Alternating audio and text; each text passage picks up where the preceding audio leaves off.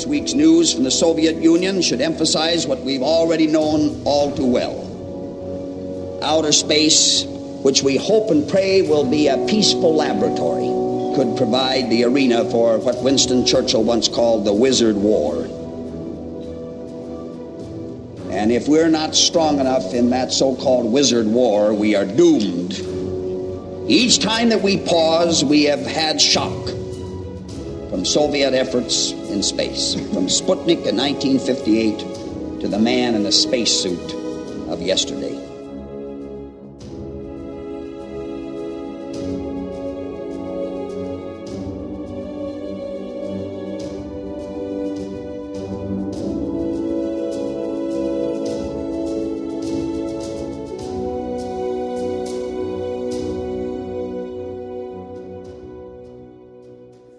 That was Vice President of the United States, Hubert H. Humphrey, responding to Alexei Leonov's spacewalk. Hello and welcome. This is Michael Annis, and you're listening to episode 57 of the Space Rocket History Podcast. And now, Gemini 3 with Gus Grissom and John Young. On April 13, 1964, the Monday after the flight of Gemini Titan 1, the press gathered in the auditorium at the Manned Spacecraft Center to learn who would be the first to fly the Gemini spacecraft. Robert Gilruth, director of the Manned Spacecraft Center, introduced the 4 astronauts assigned to Gemini 3, the prime and the backup crews. Commander of the first team was Virgil I. Grissom, Gus. His crewmate was John W. Young. Backing up the mission were Walter M. Schirra and Thomas P. Stafford. The stocky, crew-cut Grissom, an Air Force major, was an old-timer in NASA's manned spaceflight program. He was one of the original Mercury 7 astronauts selected 5 years earlier. He already had 15 minutes of spacecraft flying time as the astronaut on the suborbital flight of the Liberty Bell 7 in July 1961, Project Mercury's second manned mission. The Gemini 3 mission would make Grissom the world's first 2-time space flyer. For more information on Gus, listen to episodes 16, 17, and 27. Grissom's crewmate was John W. Young. He was born in San Francisco, California in 1930. At the age of 18 months, due to the Great Depression, he moved with his family to Orlando, Florida, where he attended grade school and later Orlando High School until graduating in 1948. Young earned a Bachelor of Science degree in Aeronautical Engineering with highest honors from the Georgia Institute of Technology in 1952. While attending, he became a member of the National Military Honor Society, Scabbard and Blade, and Sigma Chi fraternity. After graduating, Young entered the United States Navy. He served as Fire Control Officer on the destroyer USS Laws until June 1953, and completed a tour in the Sea of Japan during the Korean War. He was sent to flight training and was assigned to Fighter Squadron 103 for 4 years, flying F-9 Cougars from the USS Coral Sea and F-8 Crusaders from the USS Forrestal. After training at the U.S. Naval Test Pilot School in 1959, Young was assigned to the Naval Air Test Center at Naval Air Station Patuxent River, Maryland, for 3 years. His test projects included evaluations of the XF-8U-3 Crusader III and F-4 Phantom II fighter weapon systems. In 1962, he set world time to climb records to 3,000-meter and 25,000-meter altitudes in the Phantom, and was maintenance officer of Fighter Squadron 143. Young was selected by NASA in September of 1962. He was the first of the astronaut Group 2 to fly in space, replacing Thomas P. Stafford as pilot of Gemini 3 when Alan Shepard, the original commander, was grounded. Here's a clip of John Young's introduction. Navy Lieutenant Commander John W. Young. It's a wonderful opportunity to be able to make a significant contribution to the United States, to research and development, and I believe in the long run to the human race as a whole. I couldn't turn down a challenge like that. The world is duly informed that cigar-smoking John Young was born in San Francisco, educated in the South, has green eyes, draws cartoons for a hobby. Within a week after they had been publicly assigned to the mission, the Gemini 3 astronauts were busy training for it. Of course, all astronauts were in training from the time they joined NASA. But for Grissom and Young, Schirra and Stafford, the focus now shifted to a specific mission. Their first assignment was the Gemini Mission Simulator at the McDonnell plant in St. Louis. This training complex included a flight simulator that matched the inside of a Gemini spacecraft and provided its riders with almost all the sights, noises, and shakings they could encounter in a real flight, from pre-launch to post-landing. Because astronauts varied in size and missions differed in goals and onboard tasks, no two spacecraft were identical, and the mission simulators had to be altered and updated for each flight. But the simulator in St. Louis had not yet been engineered to an exact replica of Spacecraft 3, so the 36 hours that Grissom and Young spent in it over the next 2 months, as well as the 34 hours that Schirra and Stafford spent in it, were devoted mainly to learning general systems and operations. On July 10, 1964, McDonnell workmen began taking the simulator apart to ship it to Houston to be configured to match Spacecraft 3. The second Gemini mission simulator was already at the Cape, although not yet updated for Gemini 3. That was supposed to have been done by mid-July, but it was not finished until October. Final checkout took the better part of a month, and the Gemini 3 crews could not begin flying simulations in Florida before November 9th. Even when the simulator was not available, the astronauts had plenty to do. On May 10th and 11th, all four were in St. Louis to review a mock-up of the cockpit. In the months that followed, they kept a close eye on their ship, watching as it passed through each series of tests and inspections in the McDonnell plant. They also joined in the testing itself. During the second phase of systems test in October and November, Grissom and Young spent more than 14 hours in the cockpit, 9 of them while the spacecraft was undergoing altitude chamber tests. Schirra and Stafford were not far behind with 8 cockpit hours. During July and August, the Gemini 3 astronauts were in Dallas for a training program on the Moving Base Abort Simulator, created by Ling Timco Vault Incorporated. This device projected the Gemini 3 launch profile in striking detail, complete with such cues as noise, vibration, and a wide range of motions that might be caused by a launch anomaly. The trainees also learned how to deal with any number of booster or spacecraft systems and malfunctions. Throughout their training, the prospective spacemen also kept their more mundane flying skills intact. Each managed to average 25 hours a month in the cockpit of an Air Force jet. They also put in more than 200 hours apiece in innumerable briefings, 3 of them formal affairs that lasted 2 days, each at Houston, St. Louis, and Cape Kennedy. The others, an ongoing series of informal familiarizations that were part of each training activity.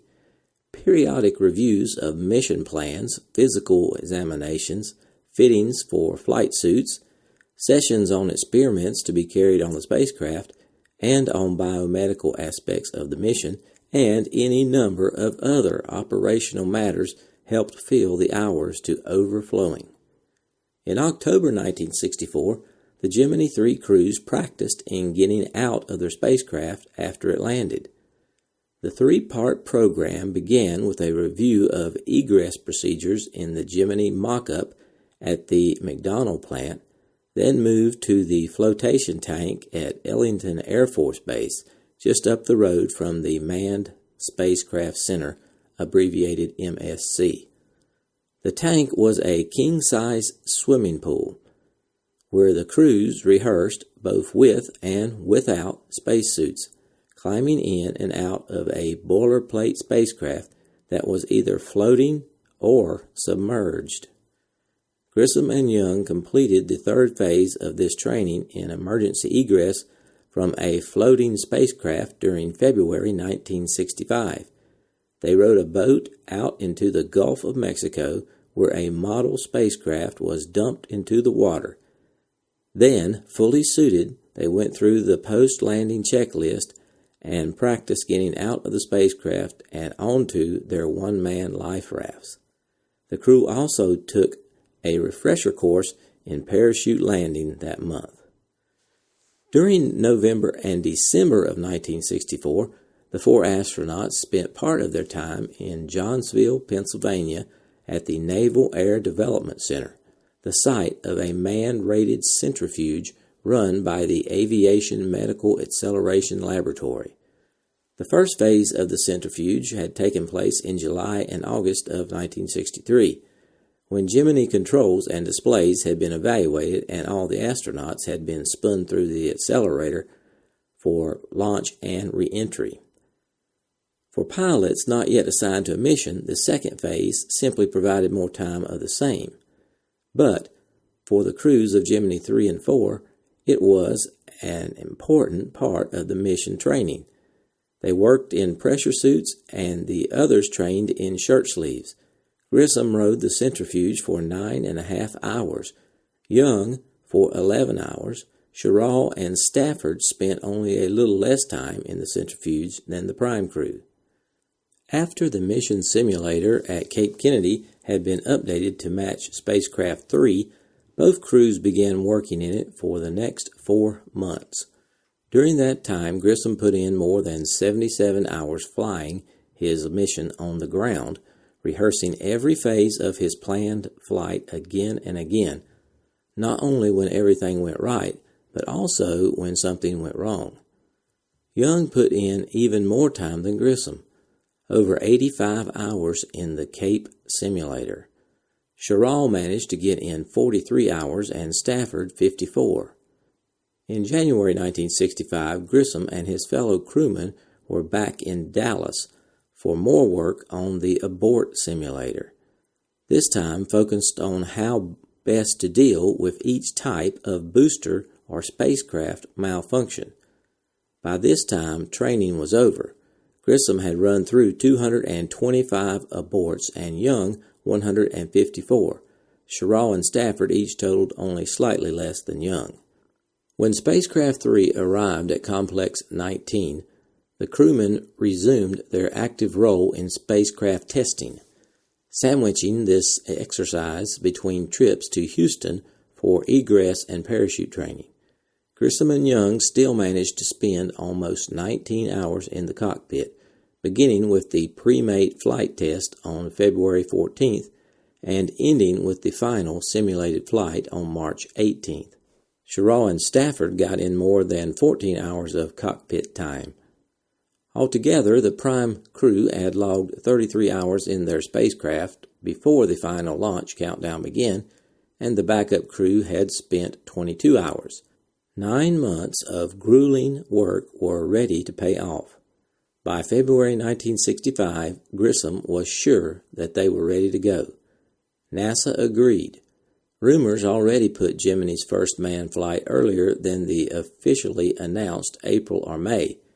and NASA Administrator James Webb, speaking at Nebraska Wesleyan University in Lincoln, hinted that the launch might come in late March.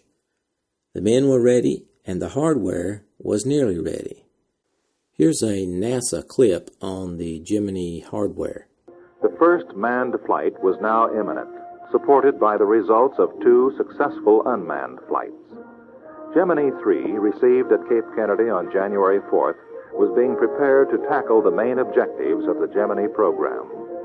Gemini will be our first space program to fly long-duration missions and to develop techniques of rendezvous and docking necessary for lunar landing. Gemini prepares the foundation for the advanced spaceflight missions to come.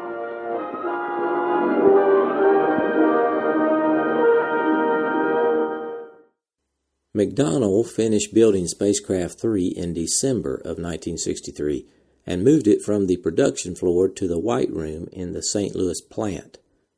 Engineering changes and equipment installation filled the next 6 months. Despite some NASA worries about tight schedules, the spacecraft was ready to begin the first phase of systems testing by the end of May 1964. The Development Engineering Inspection, abbreviated DEI, the first of the periodic reviews to make sure that McDonnell was giving NASA just what it wanted, was held on June 9th and 10th. This review was chiefly a close look at the modules to be tested to see that they matched specifications and were actually ready to begin testing. The DEI produced its share of changes, but nothing stood in the way of getting on with the test. While Spacecraft 3 was moving through the McDonnell plant, Gemini program manager Charles Matthews took a step that showed the program had entered a new phase. During July, he set up a Gemini Configuration Control Board to be the one official route for all configuration changes in order to provide continuity and coordination. Each Monday morning, Matthews met with the heads of the Gemini offices of Program Control, Spacecraft, Vehicles and Missions, and Test Operations to review all proposed changes and to pass on them.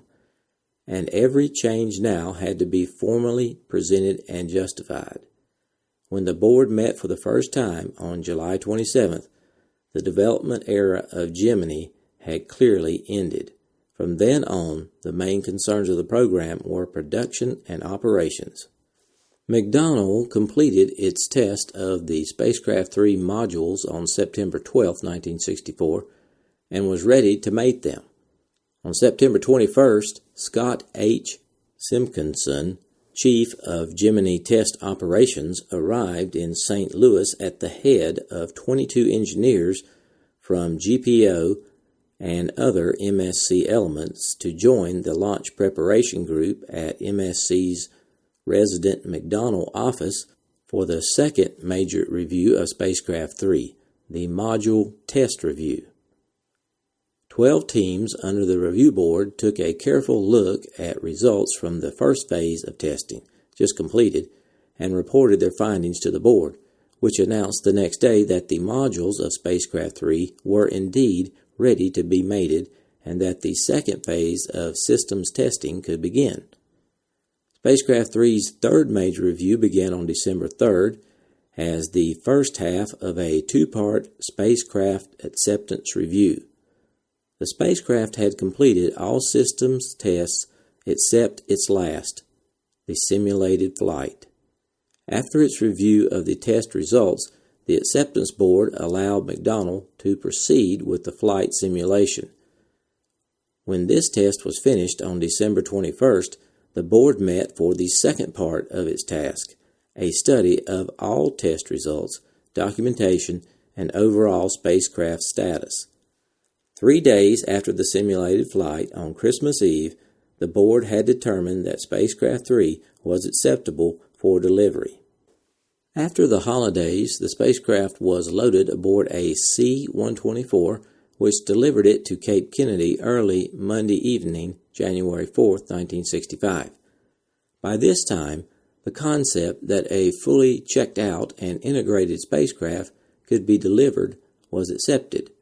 Work in the industrial area at the Cape from the time the craft arrived until it was transferred to the launch complex centered on putting it in shape to fly by clearing up manufacturing shortages and installing seats and pyrotechnics rather than by testing, with two major exceptions.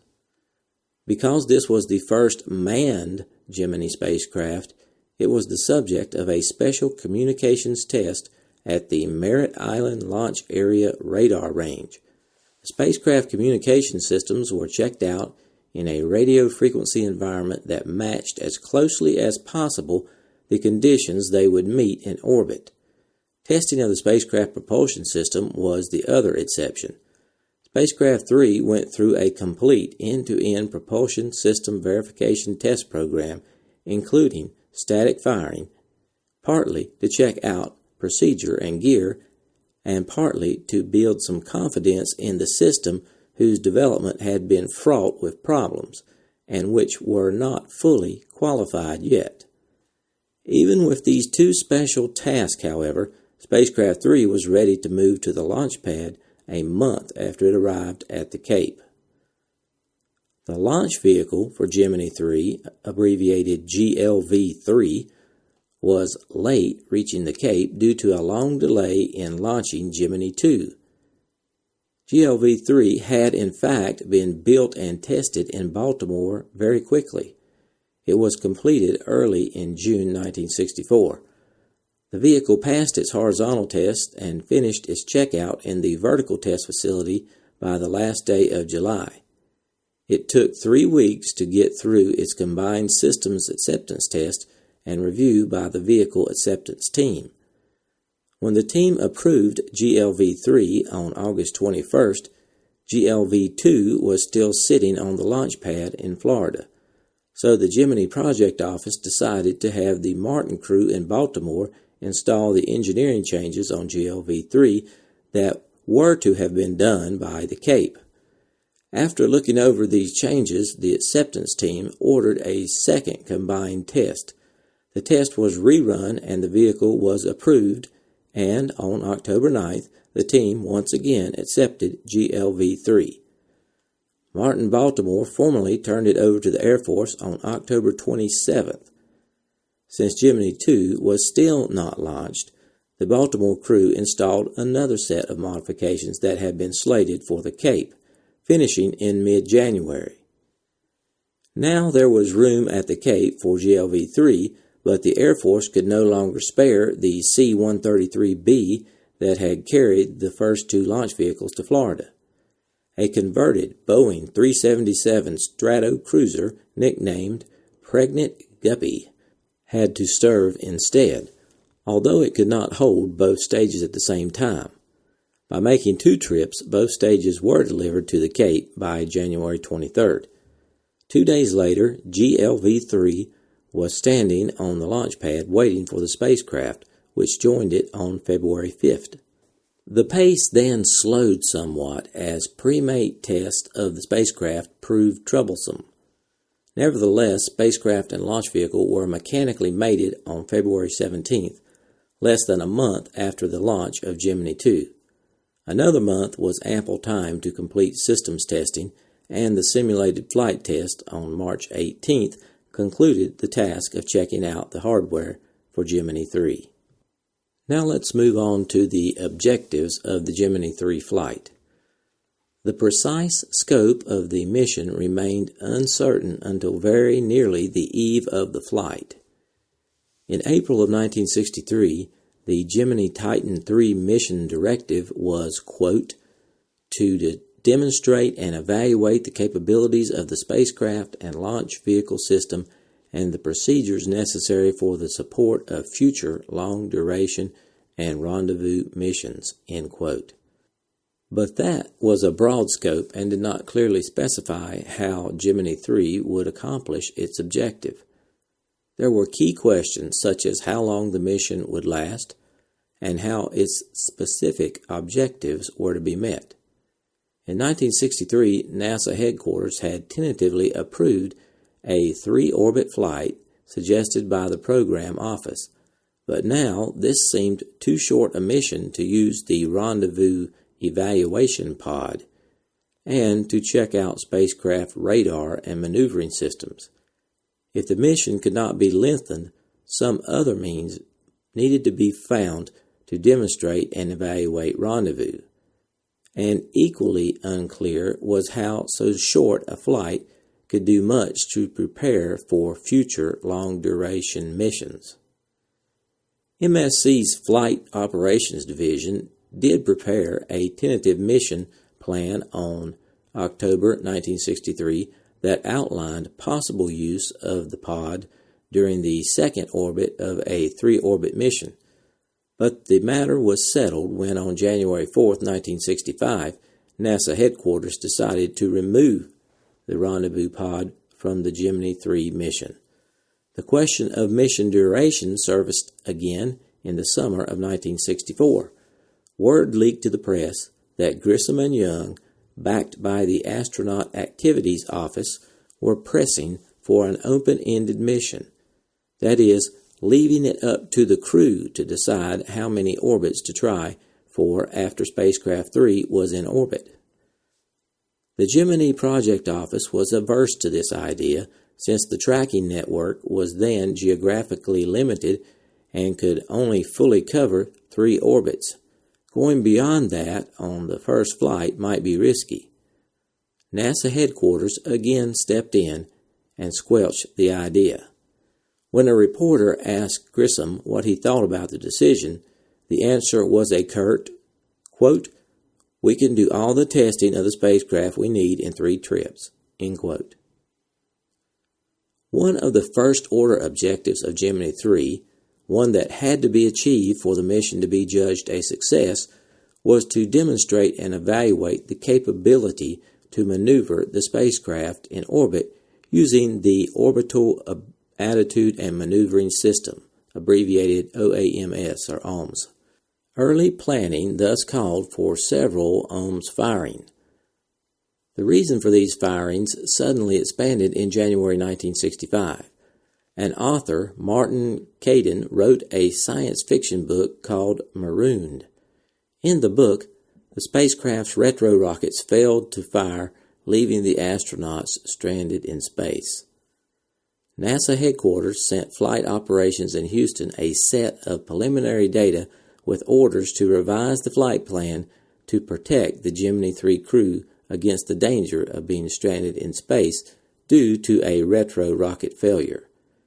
Headquarters proposed 3 OMS maneuvers to place the spacecraft in a fail-safe orbit, from which it would re-enter the atmosphere whether the retro rockets fired or not. Actually, Gemini orbits were too low to be permanent, so spacecraft re-entry was inevitable. What the fail-safe maneuvers were designed to achieve was the spacecraft's return promptly enough to ensure that the crew survived. Coming as it did, less than 3 months before the planned launch, the new demand threw mission planning into turmoil. But the response was rapid. A revised, tentative plan was ready in a little more than a month, and the final plan followed on March 4th.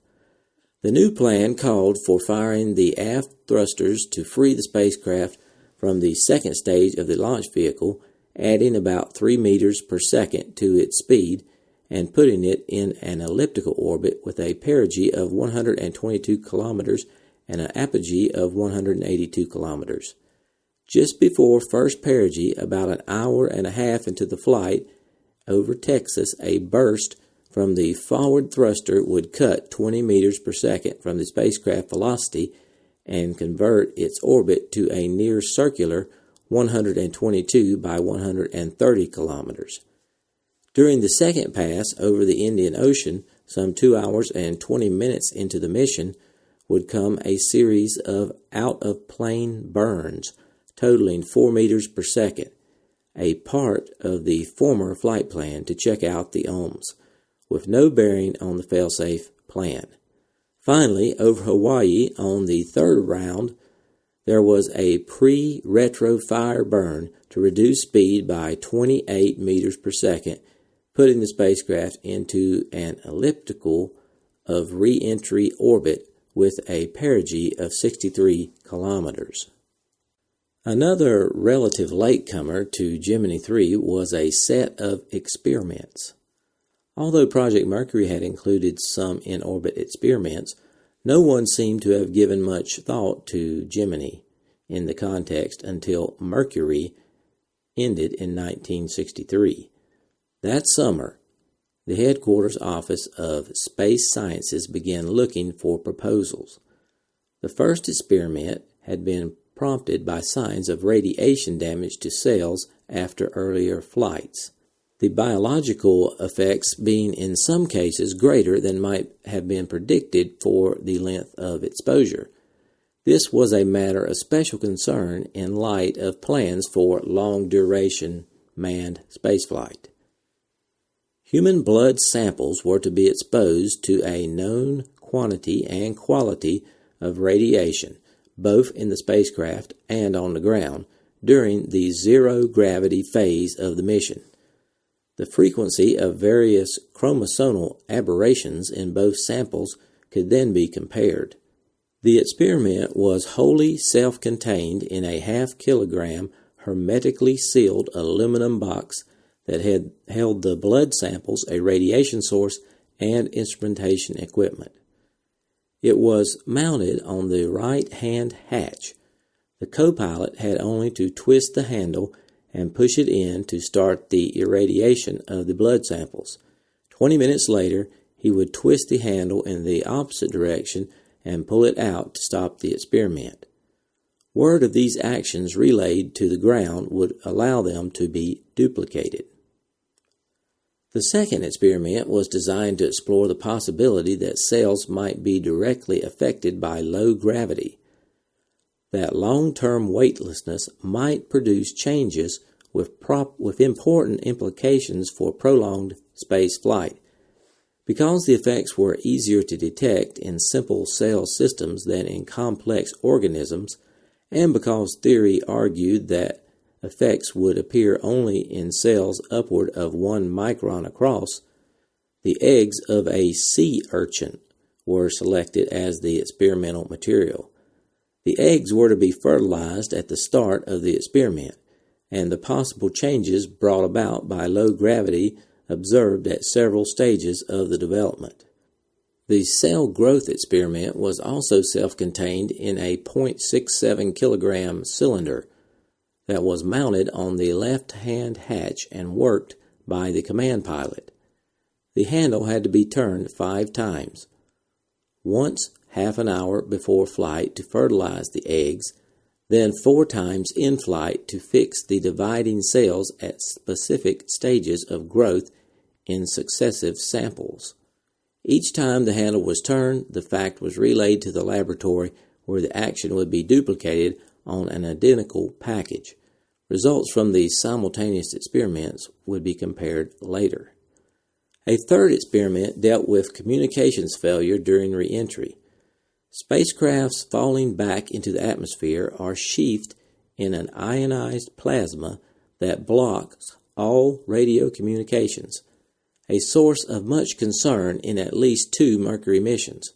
In the first manned orbital flight with John Glenn and Friendship 7, the 5-minute blackout followed a signal that the capsule's heat shield was unlatched. Although the signal was wrong, Mercury Control spent an agonizing 5 minutes until the radio link was restored.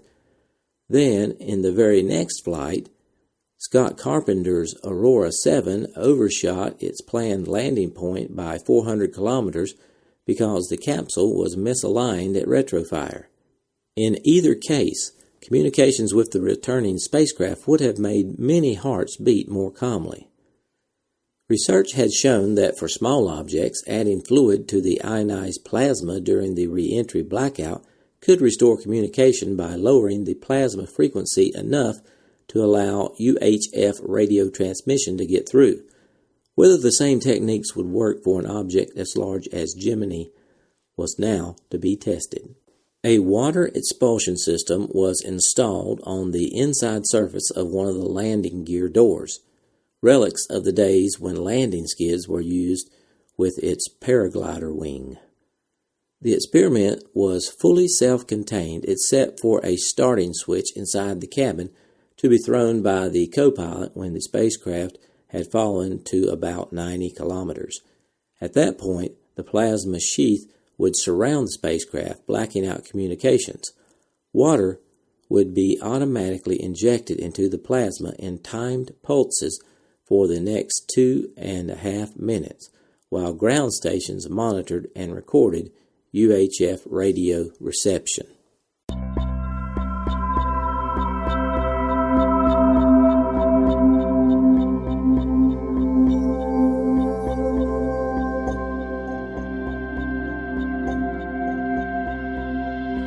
Thanks for listening to this archive episode of the Space Rocket History Podcast. If you are financially able, please support the podcast by going to the homepage, spacerockethistory.com, and clicking on the orange Donate button or the Patreon link. Thanks.